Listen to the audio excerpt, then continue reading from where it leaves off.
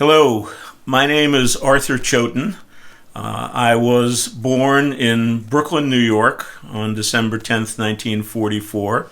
My father, Staff Sergeant Max Chotin, was born in Brooklyn, New York on April 27th, 1915.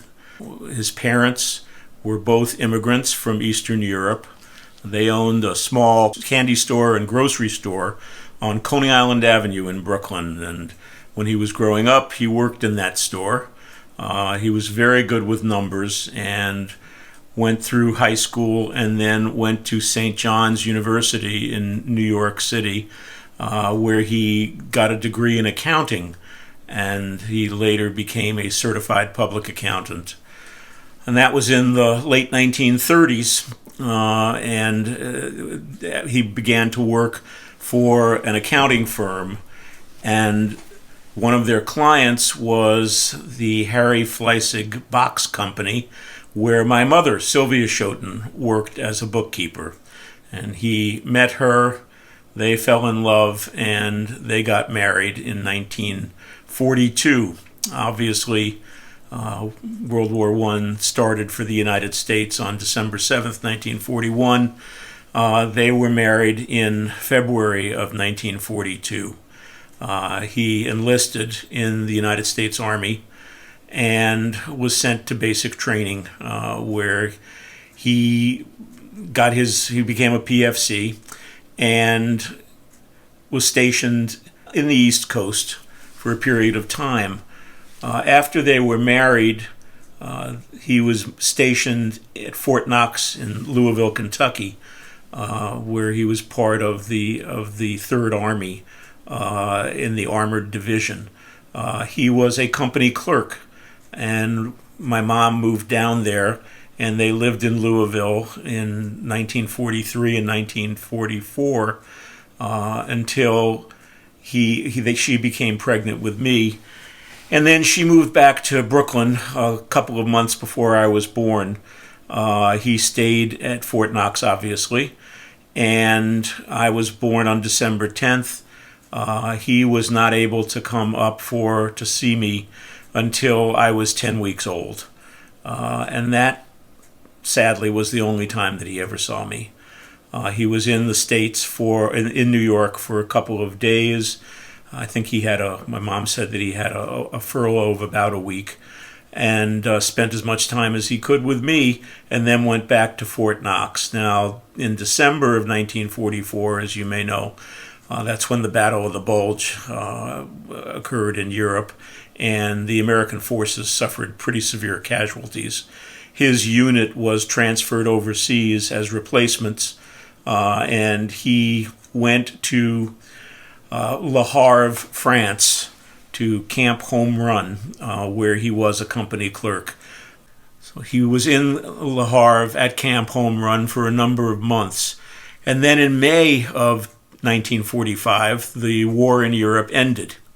And then in August of 1945, the war in Japan, or in the Pacific, ended. And obviously soldiers were very anxious to come home. And the way that it worked in World War II was that soldiers were assigned points based on how long they had served, where they had served, and what their mission. He, as company clerk, filed papers for soldiers in his unit to determine when they were going home.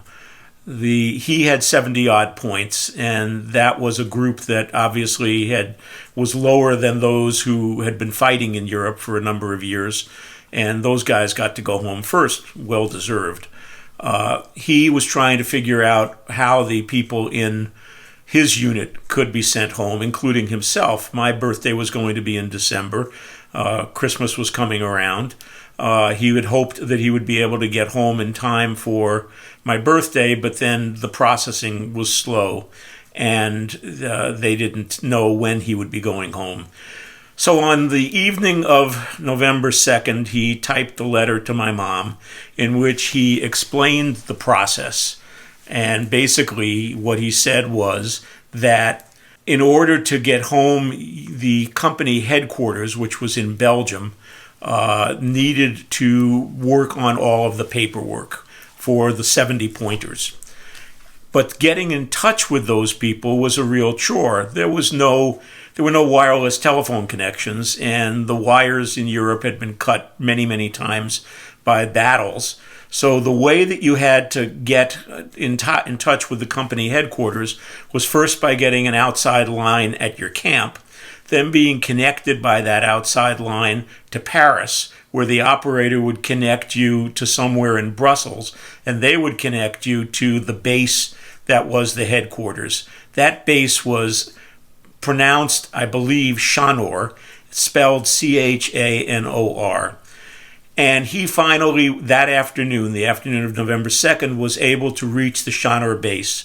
And he spoke with the company clerk, who explained the process to him and said that, he would start working on the 70 pointers when he could get to them. And that was the end of my dad's letter to my mom, to the typed portion of that letter. Later that night after dinner, he got home, and I'll read you what he wrote on the back of the letter that he had typed that afternoon. Flash. Got a call from Chanor base a few hours ago. They asked me to get a roster over to them tomorrow, and they promised to start working on the 70 pointers immediately. So I'm going to get on it right now. I will spend the next couple of hours doing it. I'll spend as much time as I have to in order to get these over to Chanor. Keep on praying, baby. Maybe I'll be home sooner than I thought. Here's another kiss. And the next morning, the morning of November 3rd, he was given a Jeep and a driver, and they set off with the paperwork to Chanor base in Belgium. Along the way, for reasons that no one understands, it was not in any of the paperwork that my mother ever received, his Jeep crossed over the side of the road and smashed into a British truck. And he was thrown from the Jeep and died instantly of massive cerebral injuries. The driver of the Jeep was also injured and apparently had to spend a number of months in the hospital. I have no idea whether the driver of the British truck was injured or not. There was just no information about that. And that was obviously a devastating situation for my family. I was 11 months old at the time, and my mom, as you'll hear later, got a telegram from Western Union, and thinking that it was good news, that it was an indication of when my father was going to come home, went to the Western Union delivery person at the front door, and when she found out what the real message was, she was holding me and she fainted. This was a lifelong memory for her that never really allowed her to, in some respects, to get on with her life. I was an only child. I was not supposed to be the only. I was supposed to just be the first. And she never remarried. She never had a serious relationship with a man afterwards. She told me that she felt disloyal to my father, and that was the reason why she wouldn't ever get involved with another guy and ever remarry. She just felt that loyalty to my father. It devastated our family. My father's mother, my grandmother, died shortly after that, most people said, of a broken heart. He had two older sisters, who obviously were devastated by the loss of their baby brother. And his father was hospitalized shortly after that, about 3 years later, in a nursing home facility, and he died before I was 5 years old. My mom was affected by this dramatically in terms of her social life, in terms of her attitudes towards people. But she had an incredible relationship with her friends who supported her, both friends from the military as well as friends with whom she had grown up. And those friends and the family really made a huge difference to her. I didn't know much about my father because anytime I asked questions of my mother, she would start to cry. And, I was a kid who didn't want to make his mother cry. So I learned that you just didn't ask questions. And those relatives who did know my father would talk about him. But if they were in my mom's presence, she would break down. So they didn't want to talk about him. And so I grew up not knowing anything but the basics, really, about him. When I was 4 years old, I came down with polio, and I was in the hospital for 5.5 months. And my mother said to me later that was the only time in her life that she was ever mad at my father, because how dare he not be there to share the burden with her.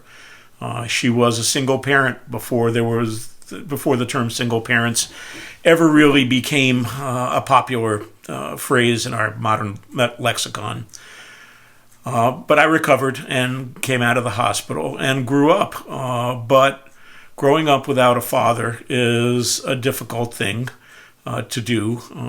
And when you're in a school that forces kids to write Father's Day cards and Mother's Day cards for their parents as a fourth grader or fifth grader, that was hard. Not having someone to write a card to. It was hard in high school when there were father-son sports dinners to not be able to go with my father. And my mother came, of course, but it wasn't the same. And it was difficult to not know who he was or what his attitudes were about life.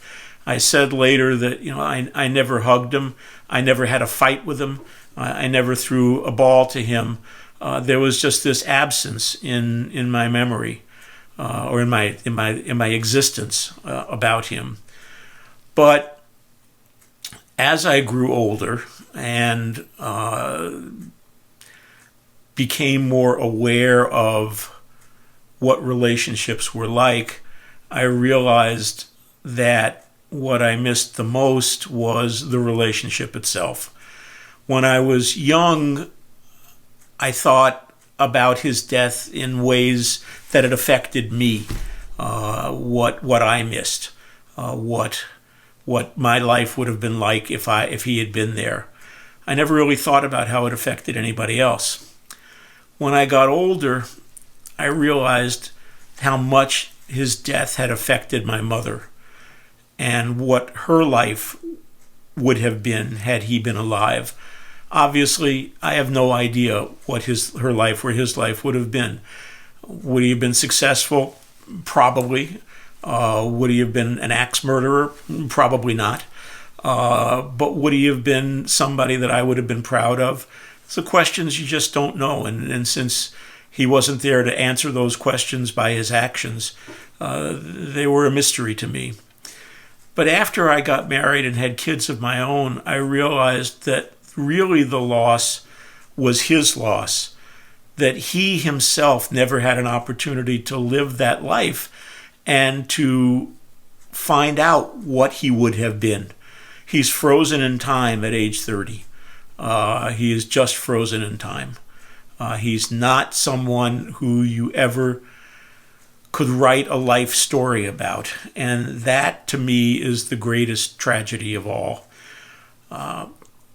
My mom learned while I was younger that there was a program in the Netherlands where my father is buried at the Netherlands American Cemetery, which is located in Margarett, Holland, in the province of Limburg.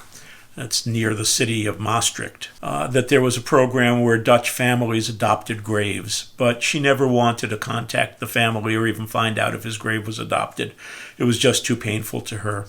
In about 1947, the War Department contacted my mother to let her know that if she wanted to, that she could arrange to have his body brought back home. Now, after the war, all of the ships that were bringing soldiers back home were filled with live soldiers. And so those who had lost their lives in Europe remained buried in American military cemeteries throughout the continent and in England until there was room on ships to send soldiers, to send bodies home.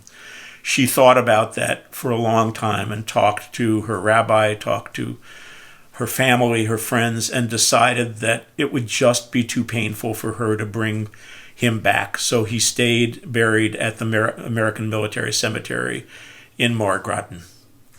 So in 1974, my wife and I went to visit that cemetery. It was one of the most emotional experiences of my life. I thought that I had no relationship with this man, and that it would just be an intellectual curiosity and something I was doing for my mother. But it was, as you can imagine, highly emotional and something that I will never forget. The cemetery, if you've never been to an American military cemetery overseas, they are gorgeous. They are beautifully maintained by the American Battlefield Monuments Commission. They are set out in military precision. The graves lined up or in either straight lines or in curves, depending on which cemetery you're at. And we spent a long time there at my father's grave. I wrote a letter to my mother describing the scene, and I said to her, and I would repeat to any politicians around today, that those old men who send young men and women into battle should be required to visit a place like this before they can give that order. Because these are the human consequences of decisions that politicians make. And these are consequences that they should understand before they are allowed to make those decisions. It was a moving experience, and we vowed that we would go back, which we did on several other occasions.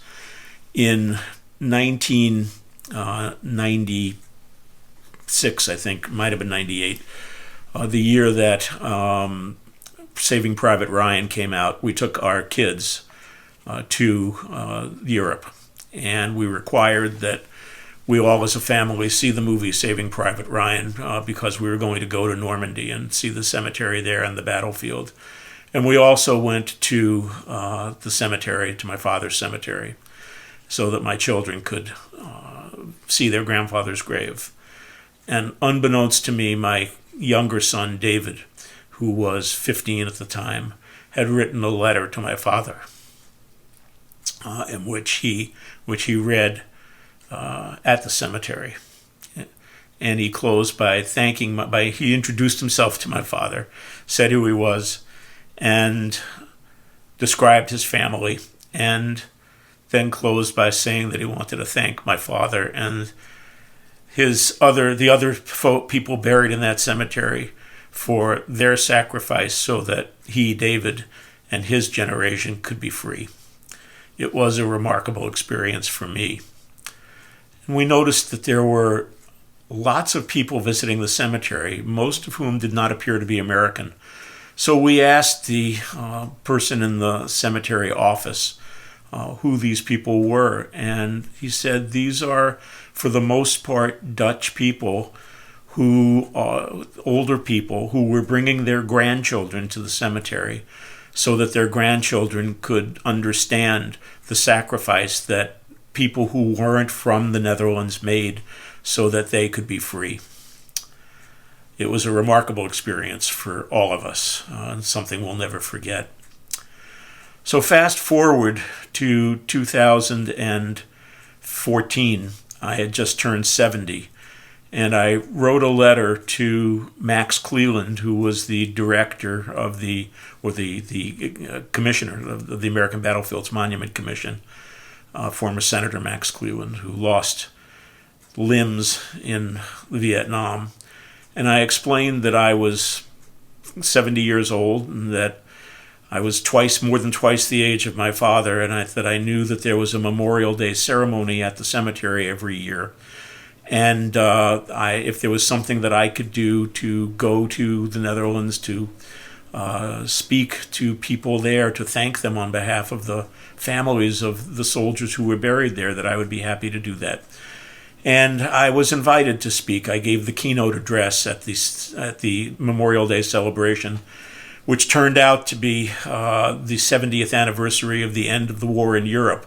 So it was an even bigger celebration. The government of the Netherlands decided to hold their celebration at the cemetery on the same day as the Memorial Day ceremony. So there were between 8,000 and 10,000 people there, including the Prime Minister of the Netherlands, the Supreme Allied Commander of NATO, and ambassadors from around the European world. And I gave that speech thanking the families of the Dutch people who adopted graves for everything that they had done for our families. And we met the family of who had adopted my father's grave, Boy, Petra, and Pim Nijgen. And as you'll see later, they had a specific reason for adopting graves in this cemetery. They are a remarkable family, and the other Dutch families we met who have adopted graves there, these are incredible people. They come to the cemetery several times a year with flowers. They don't have to tend to the graves because the graves are tended for by the staff of the cemetery. But they come to pay their respects, and they've passed this down from generation to generation. There are over 10,000 graves and names of missing in action at this cemetery, and every single one of them has been adopted by a Dutch family. It's just incredible. So we've become lifelong friends with the Nijgen family, and we intend to go back to visit them again and hope that they'll visit us in this country. And that speech took on a life of its own. The Washington Post sent a reporter and a photographer to be with us during this trip, and it became the front page story in the Washington Post on Memorial Day in 2015. It was picked up by AP. It was in military newspapers around the world, and just an extraordinary experience for my family, for my entire family. One of the things that is the most extraordinary to me is that when we were at the cemetery after the speech, I was in a golf cart. We were moving from where the speech had been given, to the front of the cemetery where I was being taken to a reception. And we were stopped along the way by members of the Dutch military, by representatives of military from all of the European nations, all of the NATO nations, and also military folks from Australia. And we were stopped time and time again by people who told us, by soldiers who told us how much the speech and the fact that we were there meant to them. That will always stay with me. And it's brought along some lifelong friendships and some lifelong relationships. It's a remarkable experience to know that people who never knew your father, who never knew you or anyone in your family, could care so deeply about someone they never knew and pass that along to their children and grandchildren. I respect the living daylights out of the Dutch people for having done this. And anytime somebody in this country tells you being involved overseas is a waste of our money and a waste of our resources, and we ought not to be doing that because nobody anywhere else in the world loves Americans, everyone hates us. That is a lie.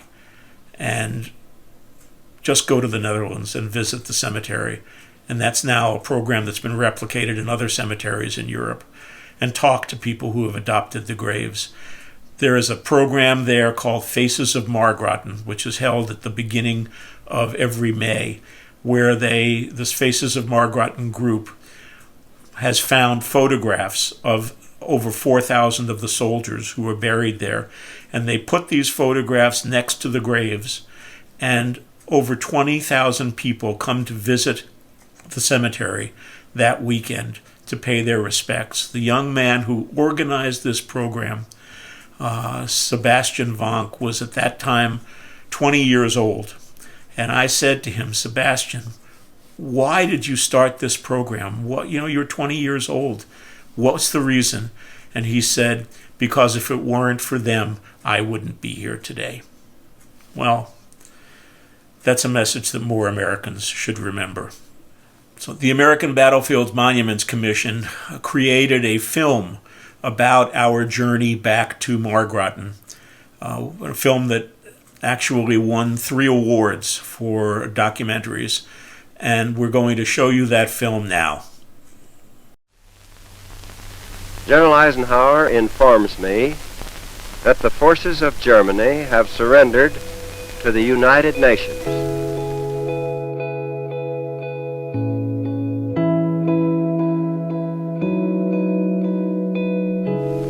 Much remains to be done.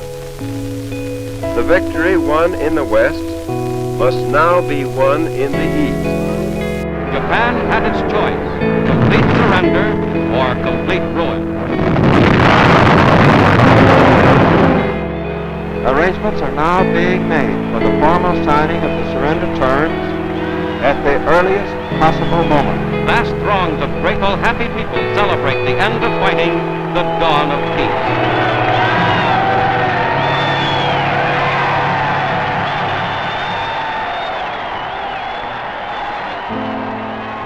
Just because there was VE Day, just because there was VJ Day,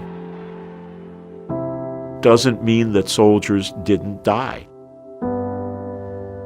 There's disease, there's accidents, there's all sorts of reasons why people are killed. And I think that that's what people sometimes don't remember.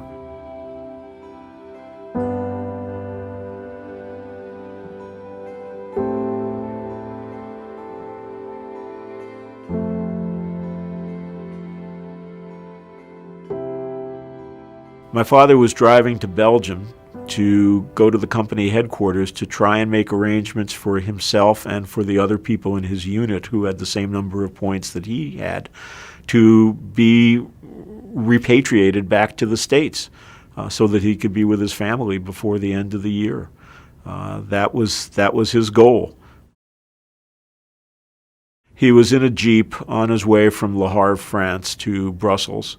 And somewhere in Belgium, either in Liège or Bruges, I'm not sure which, the Jeep was in a head-on collision with a British truck. And he was thrown from the Jeep and suffered massive cerebral hemorrhaging and died instantly. When the doorbell rang, and I said, I said, who is it? And he said, Western Union. So I thought it was a telegram telling me that your father was on his way home. And when I went downstairs, I said, it's good news, isn't it? He said, no, it isn't. And when I opened the letter, I started screaming. It was such a shock. It was a terrible tragedy. The war was over in Europe, and it was just a horrible accident, I guess, that was destined to be, unfortunately. And it's really a shame, because he was such a decent person. Wonderful, kind, generous, handsome. I used to say, what did I do in my lifetime to have deserved somebody as wonderful as he? My father is fixed in time. He's always the age of the photographs that I have of him. He missed having a wife, he missed having a career, he missed having a child, he missed having grandchildren. He missed all of that. And we all know that life isn't fair, but that's not fair. As a kid, it probably would have been better for me if he were buried here. It would have made it more real. It would have made it something I could have dealt with. Now, as an adult, I am very grateful that he is buried at the military cemetery in the Netherlands. I can't imagine a more appropriate setting for him to be in. It's a beautiful cemetery. extraordinarily well maintained, and he's been adopted by a Dutch family. So he now has more than just one family who cares about him. This past December, I had my 70th birthday, and I realized, here I am. I'm more than twice as old as my father ever was. I don't know how many more trips I'm going to be making to the Netherlands or overseas. So I wrote a letter to Max Cleland, the secretary of the ABMC, and explaining who I am and saying that I would, if possible, like to participate in some way in this ceremony on behalf of the families of the people who are buried there, to thank the Dutch people and let them know that what they do is truly appreciated. And so that's why we're going.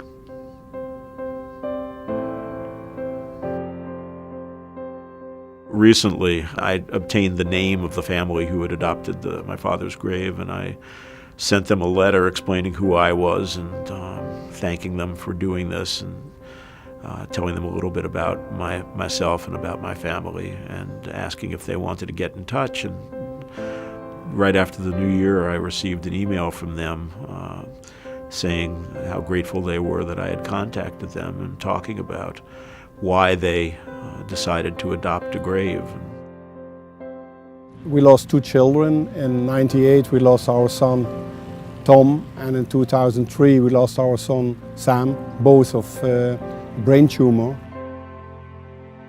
We have seen our boys for 4 years and for 2 years only, but we still have met them and known them for those years. But Arthur has never seen his father.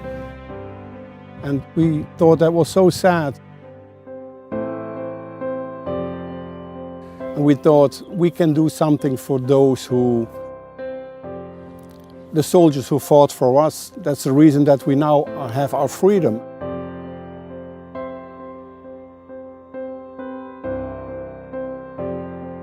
They've adopted the graves of 5 of the soldiers who were buried there, including my father's. It seemed like a remarkable family. I can try to keep their kids in my memories, even though I never knew them, just as they have kept my father in their thoughts, even though they never knew him. I want them to know that. I want to thank the Chotin family that they found us. It's super that we have friends now, and we can see the face from the soldier who buried here and where we take care of every year, so that's very special.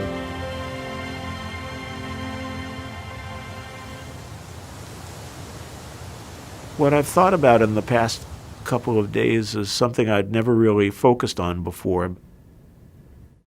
I never knew my father. I never had a relationship with him. I never had someone who I could either hate or love. He was always a story to me. And here I am. I'm 70 years old. I've lived 40 more years than my father ever lived. And the single biggest thought that I have in preparing this speech is that I hope he would be proud of me.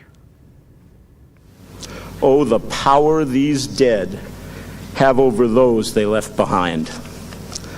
But for my family and the families of the other soldiers buried and remembered here, there was a comfort because we learned about the incredible efforts made by the people of the Netherlands to adopt these graves. What would cause a nation recovering from losses and trauma of their own to adopt the sons and daughters of another nation?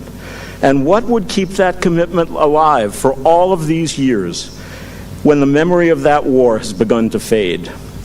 It speaks to the character of the people of the Netherlands that every single grave in this cemetery and virtually every single name on that wall has been adopted. It is a unique occurrence in the history of civilization, and it is deserving of recognition and of thanks. By making these dead part of your family, you have become part of our family. You have created a bond between us that will never be broken. So from this day forward, from now until the end of time, Hartelijk bedank, a heartfelt thank you. May the kindness and compassion you have shown them and us be returned to you many times over. We thank you, we salute you, we are forever grateful. Bedank. We don't forget what's happened here, and we don't forget what's happened with the soldiers who died for our freedom. It's, I think, a remarkable expression of their appreciation for what was done for their country. But more than that, it's a sign of their national character, of who they are as people. I think now there is an invisible line between Valkenburg, where I live, and Annapolis, where the Chotins live. And it's comforting to know that there are people overseas who care about the person you lost.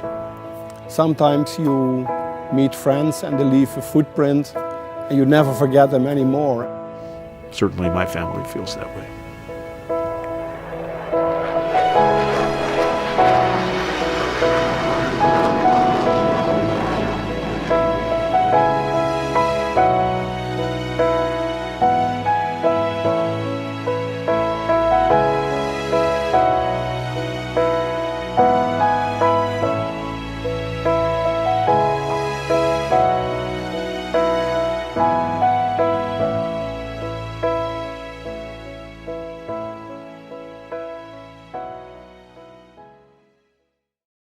Thank you for being here, for being interested, and I'll be happy to take your questions now.